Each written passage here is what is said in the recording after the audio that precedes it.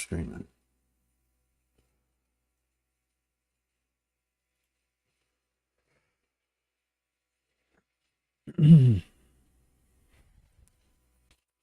Well, welcome to tonight's live stream, where I'm going to be reading through the Constitution again. I left off on Article 4 of the, Article 1. I believe it was Section 4. Let's see. Yeah, Section 4 of Article 1 of the Constitution. And I'm going to continue to read the Constitution to you. I need to do some maintenance things real quick. All right. I need to throw this up here so I could see this. All right. That's good. So now I can see the Constitution. Let's see if the screen share is working. It is working. I just need to put the Constitution page up there. But my name is Raul. You're watching Come Together. Boy, I wish we would come together. I sure do. I wish we would come together. All right, so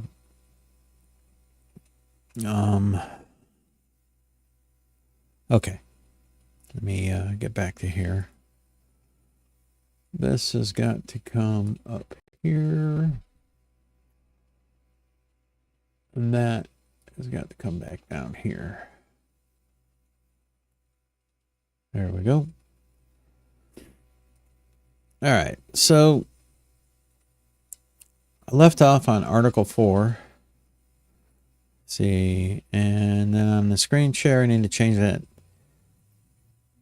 to a different screen. And that'll be that one. There we go.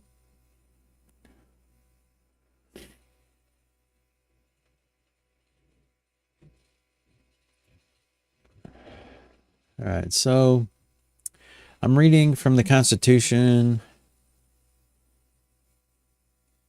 from the Cornell School of Law. Cornell School of Law. And I'm on Section 4. It says, Section 4 of the Constitution says, the time of Article 1. This is Article 1 of Section 4 of Article 1. Says the times, places, and manner of holding elections for senators and representatives shall be prescribed in each state by the legislature thereof. But the Congress may at any time by law make or alter such regulations except as to places of choosing senators. The Congress shall assemble at least once in every year, and such meeting shall be on the first Monday in December, unless they shall be law appoint a different day. All right, so that was Section 4 of Article 1. And we can move on to Section 5. I'm going to go ahead and start this gosh darn thing. All right, Section 5 says, each house shall be the judge of the elections, returns, and qualifications of its own members, and a majority of each shall constitute a quorum to do business, but a smaller number may adjourn from day to day, and may be authorized to compel the attendance of absent members in such manner, and under such penalties as each house may provide. Each house may determine the rules of its proceedings, punish its members for disorderly behavior, and with the concurrence of 2/3 expel a member. Each house shall keep a journal of its proceedings, and from time to time publish the same, expecting such parts as may in their judgment require secrecy, and the yeas and nays of the members of either house on any question shall, at the desire of 1/5 of those present, be entered on the journal. Neither house, during the session of Congress, shall, without the consent of the other, adjourn for more than 3 days, nor to any other place that in which the houses shall be sitting. All right, so that was section 5. I'll read the explanation of 4 and 5. This is the explanation for 4. Section 4, Congress, the Clause 1, Elections Clause, the times, places, and manners of holding elections for senators and representatives shall be prescribed in each state by the legislature thereof, but the Congress may at any time by law make or alter such regulations except as to places of the choosing senators. Man, now I know why a lot of people don't read this, because it doesn't make for good reading. It's all rules and regulations. Well, I guess, that's the way things are,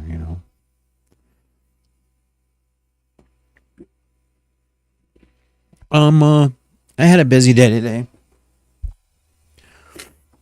And just so you know where I'm at, I fixed a sound strip for my mixing board, which you can see in the background back there. And didn't really prepare. I knew I wanted to continue to read the Constitution, but I'm only on Article 1. And this is Section 5. So let's go ahead and move.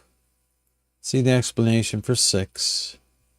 No, let's not. Let's just read it. Section 6. Section 6 says, the senators and representatives, let me switch you over to that screen. The senators and representatives shall receive a compensation for their services, to be ascertained by law and paid out of the Treasury of the United States. They shall, in all cases, except treason, felony, and breach of peace, be privileged from arrest during their attendance at the session of their respective houses, and in going to and returning from the same. And for any speech or debate in either house, they shall not be questioned in any other place. No senator or representative shall, during the time for which he was elected, be appointed to any civil office under authority of the United States, which shall have been created, or the emoluments whereof shall have been increased during such time. And no person holding any office under the United States shall be a member of either house during his continuance in office. All right. So that's basically saying, can't arrest them. I guess that's to prevent people from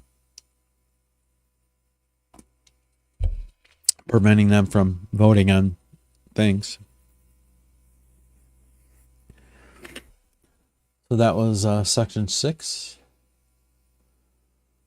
Oh, God. Man, I almost didn't stream tonight. It was kind of difficult to get motivated to do this. I don't know why. It just was. But it has to be done. I mean, today, there's so much going on in our country right now that this document, the Constitution, is the only thing that we have that can keep us free. And I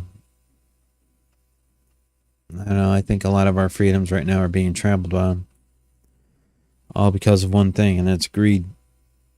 So it behooves us to know the Constitution, read it, and know our rights. I read the Bill of Rights, I think the first stream I did of this. I've got my Halloween decorations, as you can see. They are cheapy Halloween decorations, but they are decorations just the same. Back in the background there, I've got like a little snow globe, and it's probably making a lot of noise, and I'm thinking about turning it off, which I think I'm going to do right now. So let me go back and turn that off.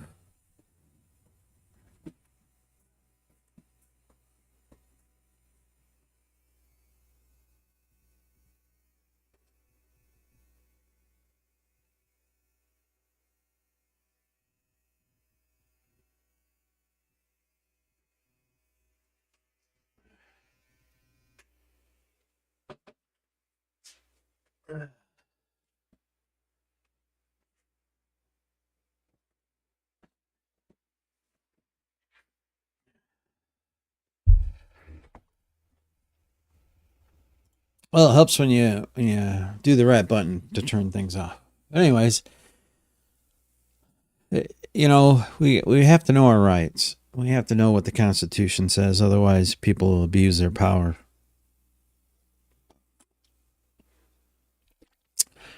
So that's what I'm doing, because I want to know what's actually in here. And a lot of it's like rules of governance right now. So we're on section 7. It says all bills for raising revenue shall originate in the House of Representatives, but the Senate may propose or concur with amendments as on other bills. Every bill which shall have passed the House of Representatives and the Senate shall, before it become a law, be presented to the President of the United States. If he approve, he shall sign it.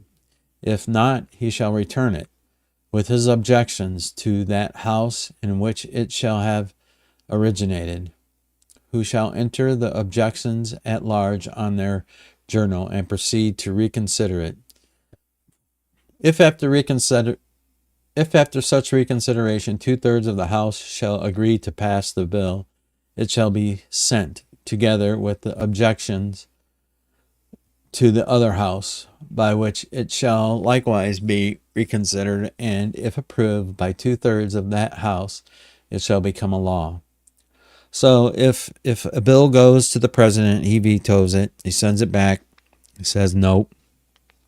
If 2/3 of the Senate and 2/3 of the House of Representatives pass it, then it becomes law.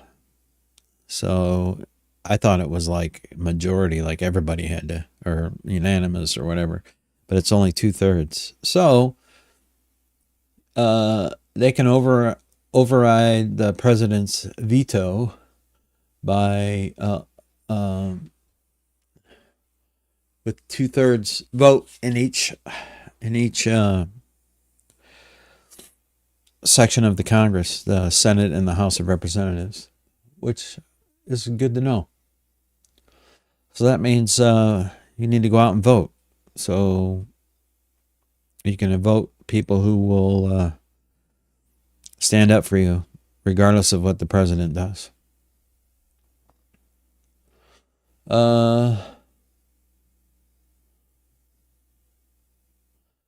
Okay, he says, but in all such cases, the votes of both houses shall be determined by yeas and nays, and the names of the persons voting for and against the bill shall be entered on the journal of each house respectively. If any bill shall not be returned by the president within 10 days, Sundays excepted, after it shall have been presented to him, the same shall be a law, in like manner as if he had signed it, unless the Congress by their adjournment prevent its return, in which case it shall not be a law. So if the president is out of town and they pass a law, he's got 10 days to sign that sucker or veto it. Otherwise, it becomes a law. So I don't know if that, like, if He's on, goes on vacation or what, but I don't know how that works. But he's got 10 days. Basically, that's all that's saying. He's got 10 days to sign that bill into law. If he doesn't, return it back to the Senate.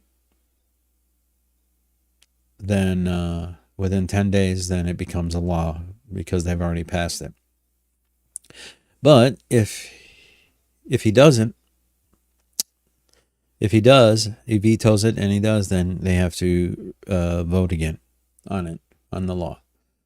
It says every order, resolution, or vote to which the concurrence of the Senate and House of Representatives may be necessary, except on a question of adjournment, shall be presented to the President of the United States, and before the same shall take effect, shall be approved by him, or being disapproved by him, shall be repassed by 2/3 of the Senate and House of Representatives, according to the rules and limitations prescribed in case of a bill. So that's section 7. That was pretty interesting, actually. I didn't know some of those things. Like the whole 10 days, I didn't know that. That's good to know. All right, section 8. The Congress. Ooh, let's see, how long is this? Pretty long. Says the Congress shall have power to lay and collect taxes, duties, imposts, and excises, to pay the debts and provide for the common defense and general welfare of the United States. But all duties, imposts, and excises shall be uniform throughout the United States. To borrow money on the credit of the United States, to regulate commerce with foreign nations and among several states and with the Indian tribes, to establish a uniform rule of naturalization and uniform laws on the subject of bankruptcies throughout the United States, to coin money, regulate the value thereof and of foreign coin, and fix the standard of weights and measures, to provide for the punishment of counterfeiting and securities and current coin of the United States, to establish post offices and post roads, to promote the progress of science and useful arts by securing for limited times to authors and inventors the exclusive right to their respective writings and discoveries, to constitute tribunals inferior to the Supreme Court, to define and punish piracies and felonies committed on the high seas and offenses against the law of nations, to declare war, grant letters of marque and reprisal, and make rules concerning captures on land and water, to raise and support armies, but no appropriation of money to that use shall be for a longer term than 2 years, to provide and maintain a navy, to make rules for government and regulation of the land and naval forces, to provide for calling forth the militia to execute the laws of the Union, suppress insurrections and repel invasions, to provide for organizing, arming, and disciplining the militia, and for governing such part of them as may be employed in the service of the United States, reserving the states respectively the appointment of the officers and the authority of training militia according to the discipline prescribed by Congress, to exercise exclusive legislation in all cases whatsoever over such district not exceeding 10 miles square as may be secession of particular states, and the acceptance of Congress become the seat of the government of the United States, and to exercise the authority over all places purchased by the consent of the legislature of the state in which the same shall be, for the erection of forts, magazines, arsenals, dockyards, and other needful buildings, and to make all laws which shall be necessary and proper for carrying into execution the foreign powers and all other powers vested by the Constitution and the government of the United States or in any department of officer thereof. That is very, very, very, very interesting. So I need to go, and I'll be right back. I'm going to put you back on the Constitution page. So I'll be right back.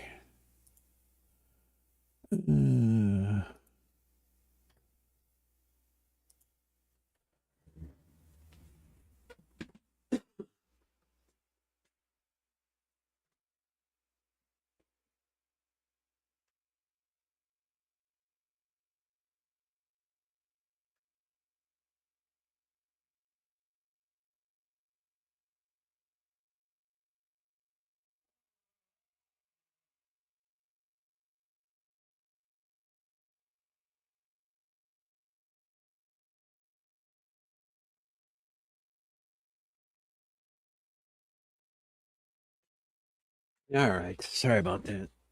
Turned out to be kind of a crazy, haphazard live stream here. But you know what? It is what it is. All right. So back to it. That was section 8. Now we're on to section 9 of Article 1. Section 9. The migration or importation of such persons as any of the states now exist shall think proper to admit shall not be prohibited by the Congress prior to their 1808. Prohibited by the Congress prior to the year 1808, so 1808. But a tax or duty may be imposed on such importation not exceeding $10 for each person. The privilege of the writ of habeas corpus shall not be suspended unless when in cases of rebellion or invasion the public safety may require it. No bill of attainder, attainder,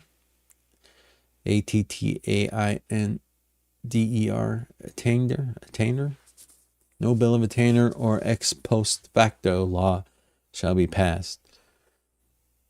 I don't know what ex post facto law, I don't know what that is. Let me look it up real quick. An ex post facto law is a law that retroactively changes the legal consequences of actions that were committed before the law was enacted, and it is prohibited by the U.S. Constitution.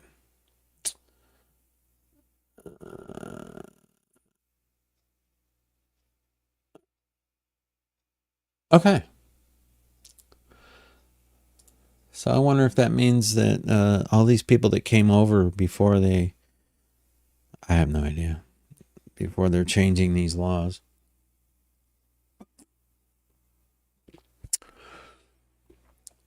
So no capitation or other direct tax shall be laid unless in proportion to censure or enumeration herein before directed to be taken.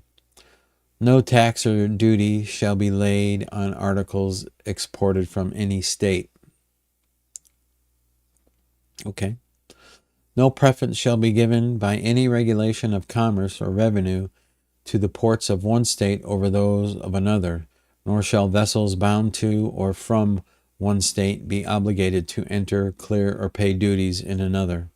No money shall be drawn from the treasury, but in consequence of appropriations made by law, and a regular statement and account of receipts and expenditures of all public money shall be published from time to time.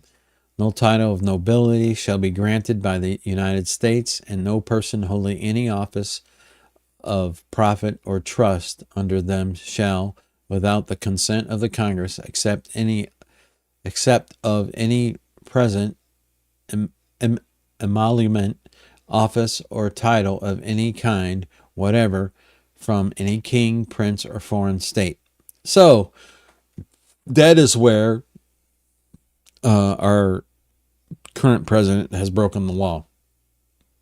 You remember when he accepted that plane? Yeah, that he broke the law by doing that. It was not approved. Nobody said, yes, you can do that. It says, no state shall enter into any treaty. This is section 10, and that was section 9. So, wow. I already found something that our current president, our current administration, they have already screwed up and broke the law and violated the Constitution of the United States of America. But it's up to us to hold these people accountable. It's up to us as citizens. We have to demand it.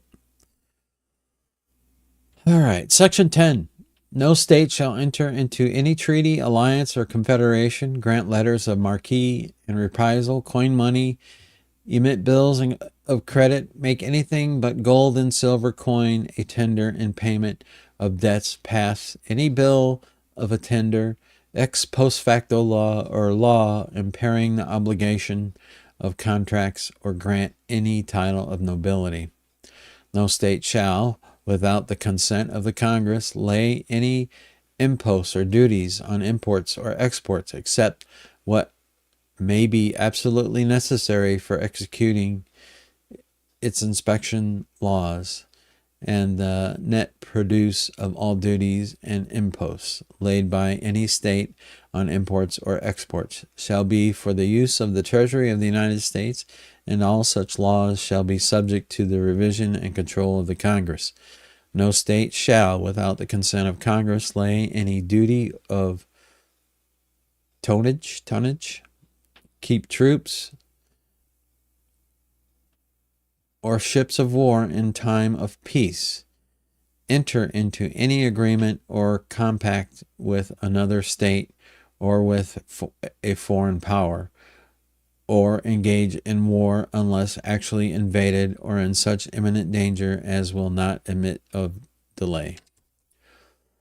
All right. So that was the last article. That was section 10. That was the last section of Article 1 of the Constitution. So there were 10 sections. Article 2, the judiciary. So I'm not really sure if you're familiar with what the judiciary is, but that's the judge, the judges. Oh my God.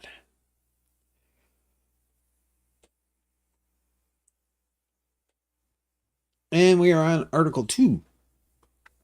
And that is all we are on. All right. So Article 2. I'll go to the screen share. Article 2, Section 1. All right. I gotta scroll up. Section 1.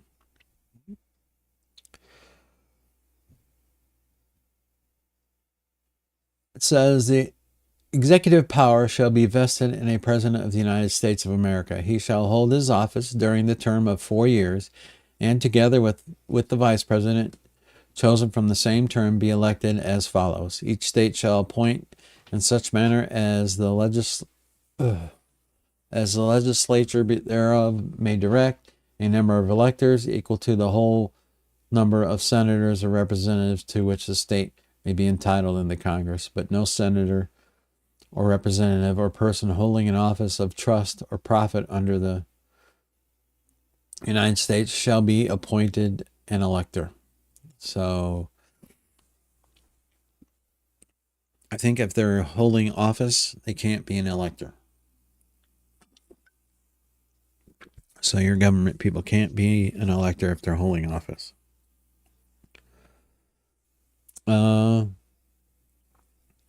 Says the electors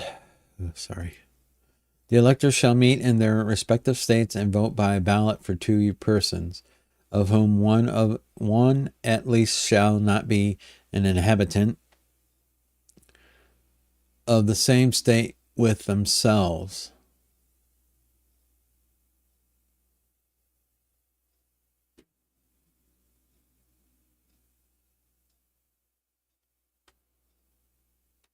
I don't understand what that means.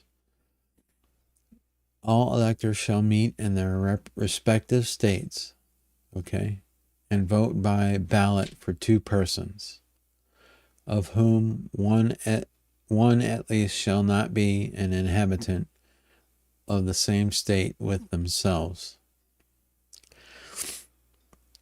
So if the president resides in the state of whatever, let's say Wisconsin, and the electors vote,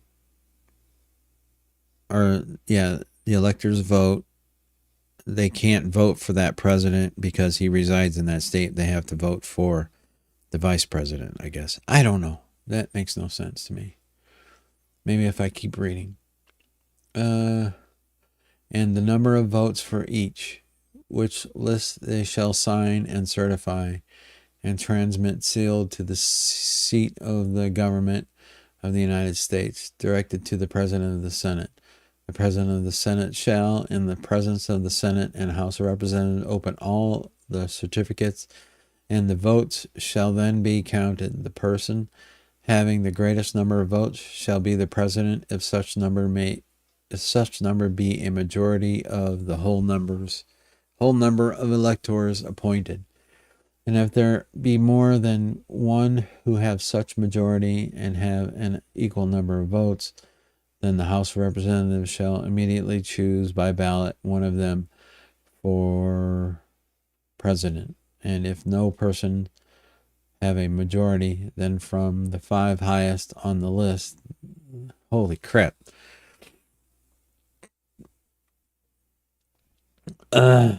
list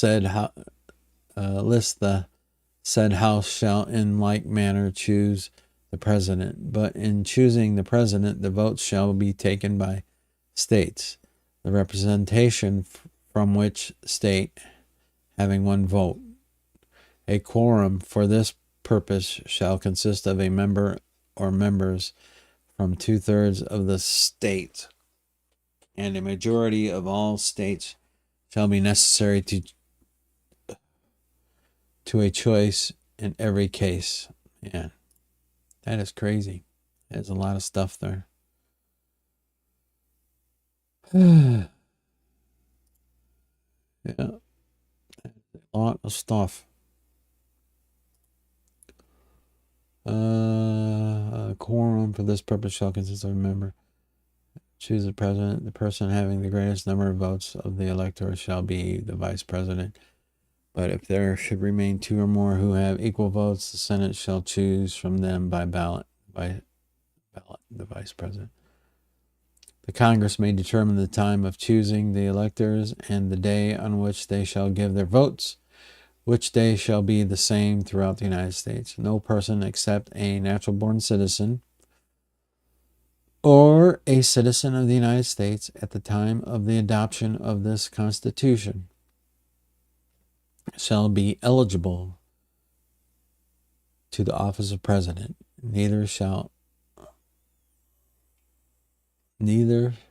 any person be eligible to that office who shall not have attained the age of 35 years and been 14 years a resident within the United States.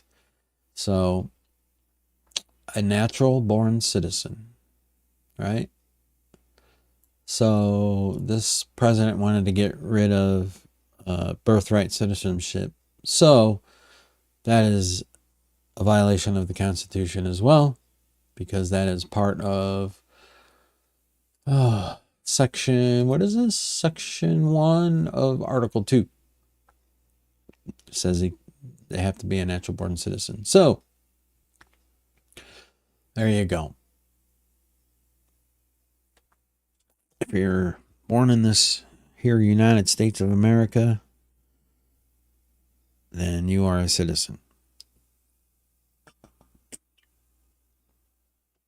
It says in the case of the removal of the president from office or of his death, resignation or inability to discharge the powers and duties of the said office, the same shall devolve on the Vice President, and the Congress may by law provide for the case of removal, death, resignation, or inability both of the President and the Vice President, declaring what officer shall then act as President, and such officer shall act accordingly until the disability be removed or a President shall be elected. So,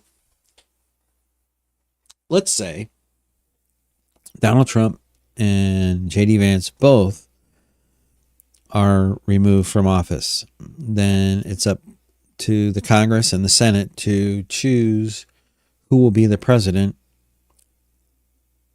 until the next election, basically. The president shall at stated time receive for his services a compensation which shall neither be increased nor diminished during the period for which he shall have been elected, and he shall not receive within that period any other emolument from the United States or any of them. Before he enter on the execution of his office, he shall take the following oath of affirmation. I do solemnly swear or affirm that I will faithfully execute the office of President of the United States and will to the best of my ability preserve, protect, and defend the Constitution of the United States. So, as President, it is his duty to defend the Constitution of the United States, just as it is the military's duty to defend the Constitution of the United States. And this current president is not doing that. Therefore, he needs to be removed from office. And if J.D. Vance is in like manner doing the same, he needs to be removed from office as well. But it's up to us as people to get those people in the Senate and the House of Representatives to do their job and hold these guys accountable. So the law of the land, that's what makes the rules. And a lot of people always talk about the Constitution, right? But half of them don't know what's in the Constitution. And if they did, these two guys that are in office right now would not be there. That's for sure. Maybe J.D. Vance, because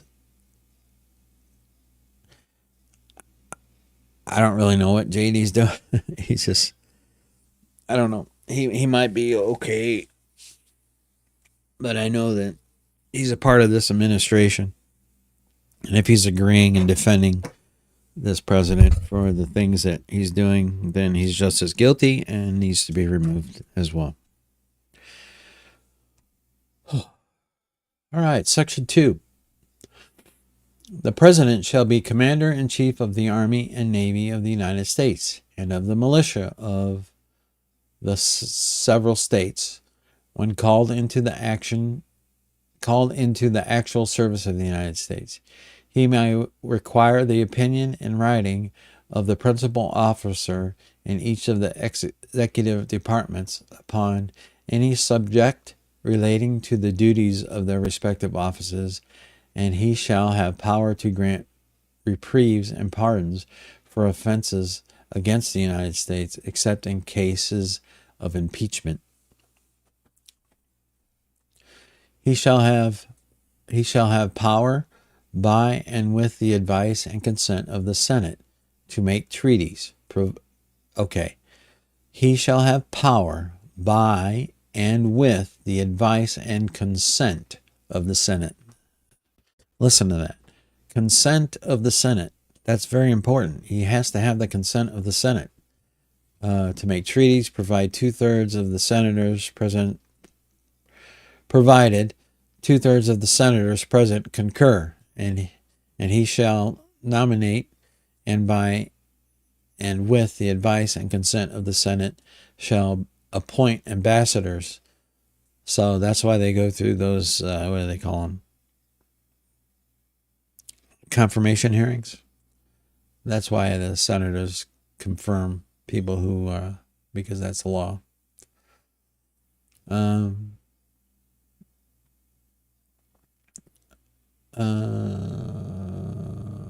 advice and consent of the Senate shall appoint ambassadors or other public ministers and counsels, judges of the Supreme Court, and all other officers of the United States whose appointments are not herein otherwise provided for, and which shall be established by law. But the Congress may, by law, vest the appointment of such inferior officers as they think proper in the President alone, in the courts of law, or in the heads of departments. The President shall have power to fill up all vacancies that may happen during the recess of the Senate by granting commissions which shall expire at the end of their next session. Section 3. So if they haven't been vetted by the Congress or the Senate, I should say, then he can appoint them. But the next time that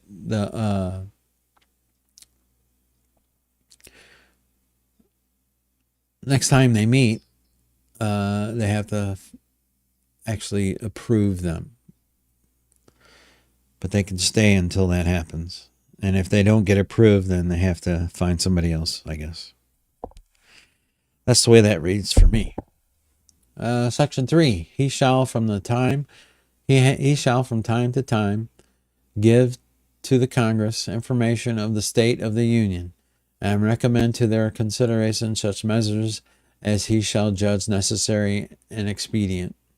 He may, on extraordinary occasions, convene both houses, or either of them, and in case of disagreement between them, with respect to the time of adjournment, he may adjourn them to such time as he shall think proper. He shall receive ambassadors and other public ministers. He shall take care that the laws be faithfully executed, and shall commission all of the officers of the United States. The President, Vice President, and all... that was Section 3. Sorry. Section 4. The President, Vice President, and all civil officers of the United States shall be removed from office on impeachment for and conviction of treason, bribery, or other high crimes and misdemeanors. Huh. Okay.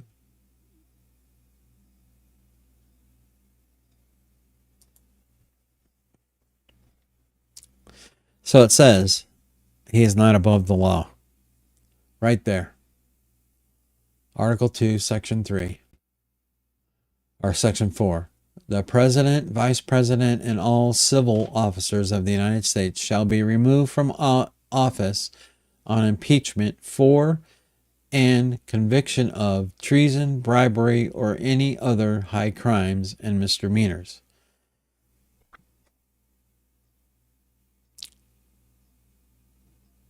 So the President is not above the law. That's what that says to me. That says that he can be found guilty of high crimes and misdemeanors. So I don't know what this Supreme Court was thinking by saying he has immunity, but the Constitution says he doesn't. And the judges who are supposed to be the supreme ruler, the law, who translate the Constitution, I don't know if they speak a different language, but right there it says the President, Section 4 of the second article of the Constitution says the President, Vice President, and all civil officers of the United States shall be removed from office on impeachment for and conviction of treason, bribery, or other high crimes and misdemeanors. So that means the President is not above the law. He is not immune to prosecution. How did the Supreme Court come to that decision? They expect us not to read, I guess.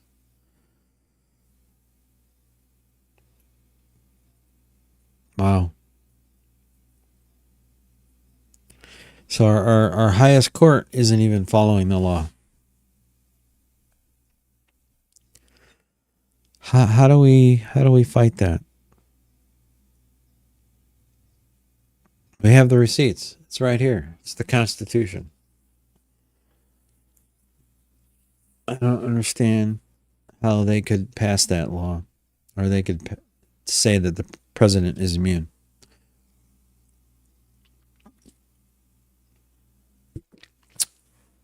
Article 2, Section 4 of the Constitution.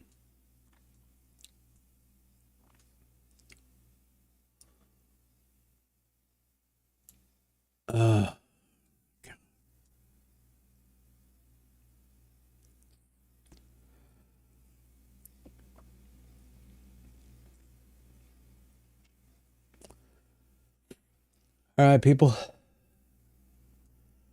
Well, I'm starting to get upset here.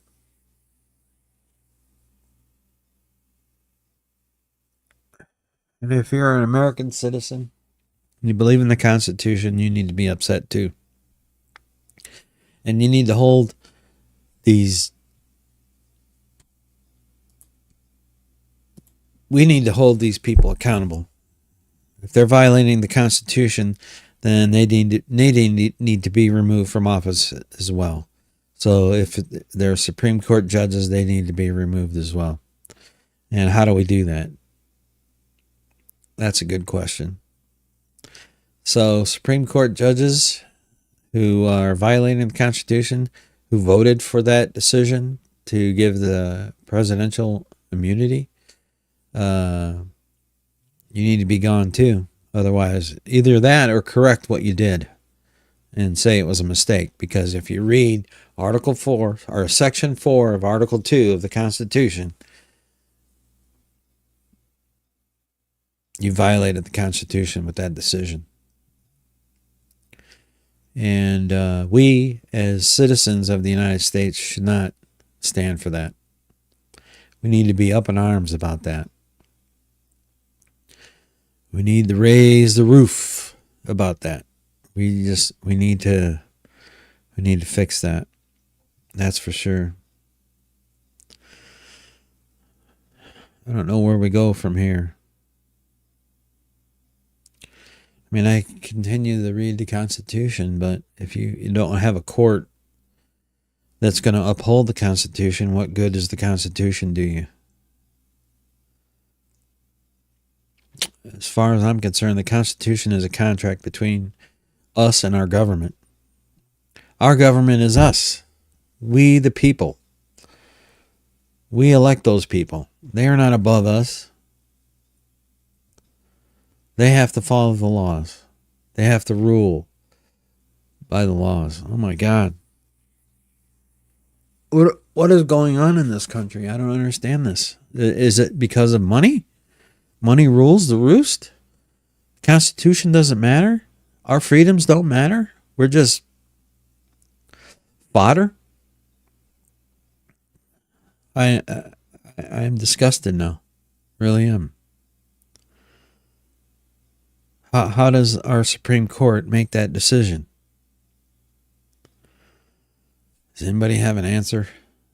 I sure as hell don't. And it seems like, nobody gives a shit. Not my problem. Well, it's going to be your problem it's going to be your problem. You got to know your Constitution.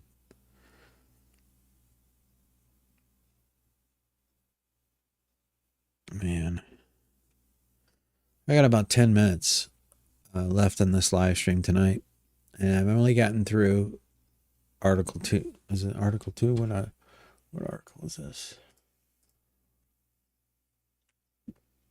Yeah. Article 2. 4 sections in Article 2. The fourth one really hit me. Man.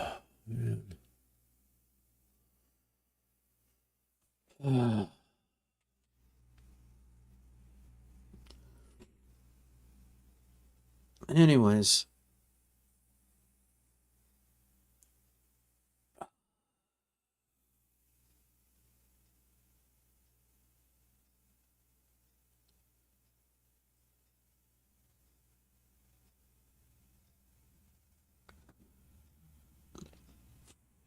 I'm just dumbfounded.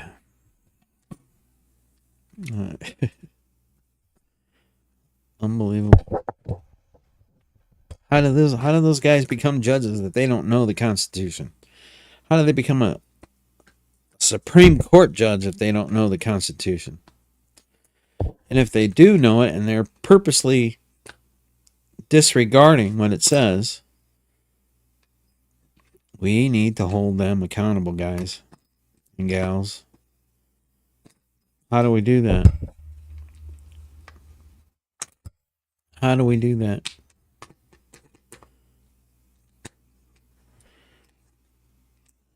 Oh, that's just irritating to me.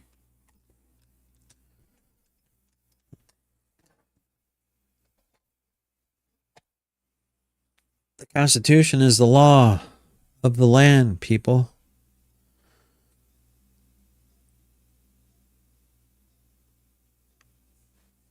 I'm sorry. I'm really upset right now.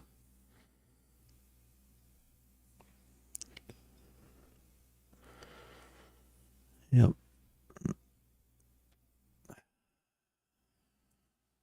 I don't know. What do you do? What do you do?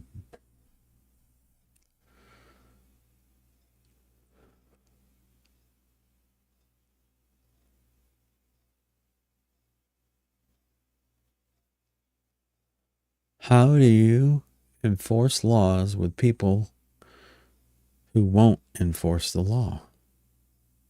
And they're in a position, that's their job, to enforce the law. How do we deal with that?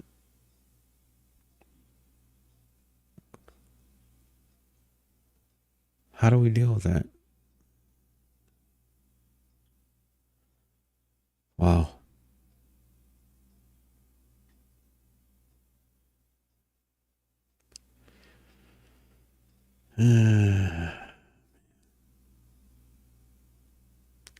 I'm sorry. I'm really upset right now. I'm really like...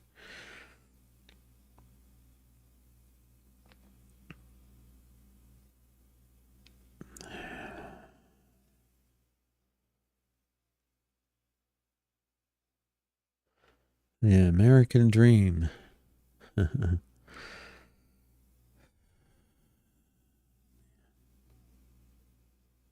don't know how you feel about it, but that's the way I feel about it. I feel disgusted right now. Absolutely disgusted.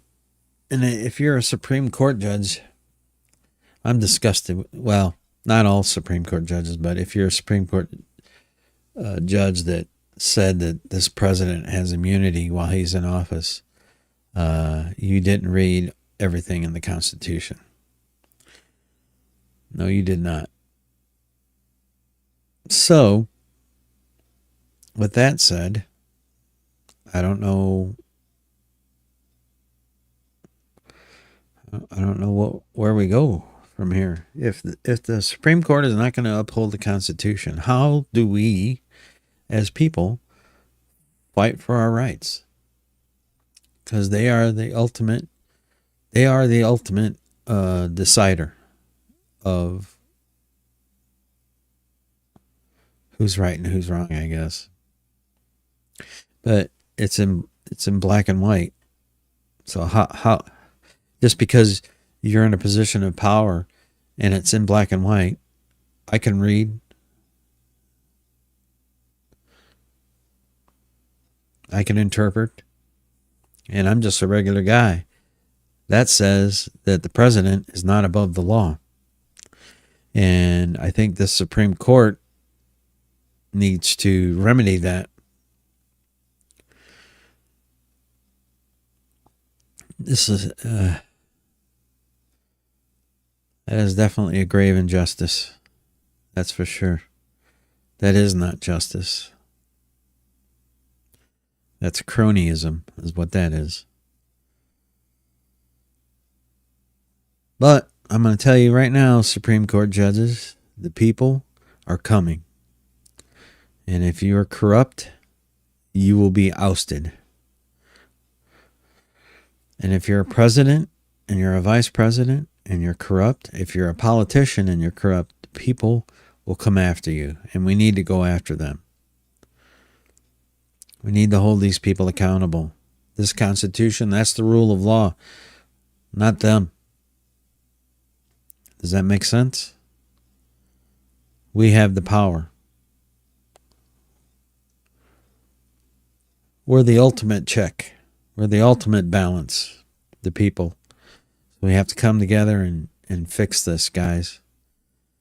We have to fight tooth and nail. Hey, and I'm not trying to start a war here, but sometimes you got to fight and stand up for your rights. And this is a perfect time to do it, because these people who are in power right now,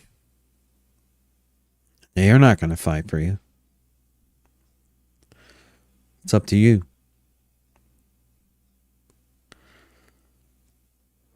I don't know what to do about it. The only way anything can be done is if we all stick together. We all come together, and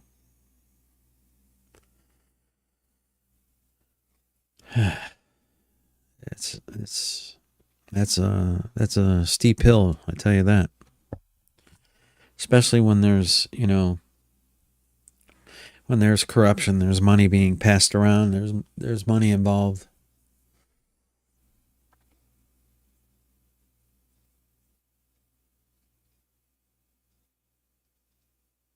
Man, what do you do?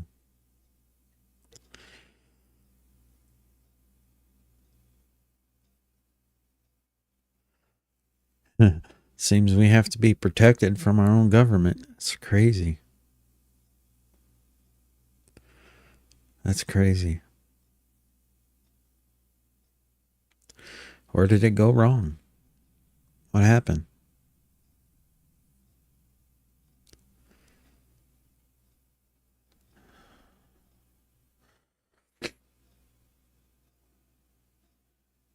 So it doesn't matter what race you are, doesn't matter what color you are, doesn't matter what gender, doesn't matter. You are in jeopardy. I am in jeopardy. Everybody's in jeopardy right now because they are not upholding the Constitution and your rights as a citizen of this country. The contract that you agree, and you uphold, you go and fight wars for. People died for that Constitution. And these people, they don't care. As long as their pockets are getting lined with your gold and my gold, meaning our tax dollars.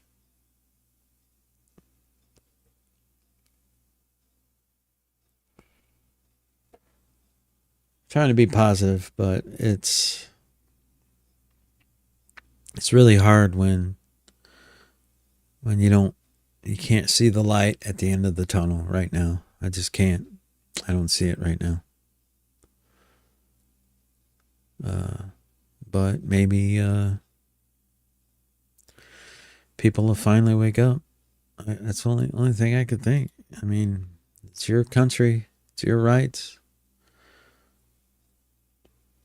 What are you going to do? You're going to stand by and just take it? Is that what we're going to do? I hope not. I don't know.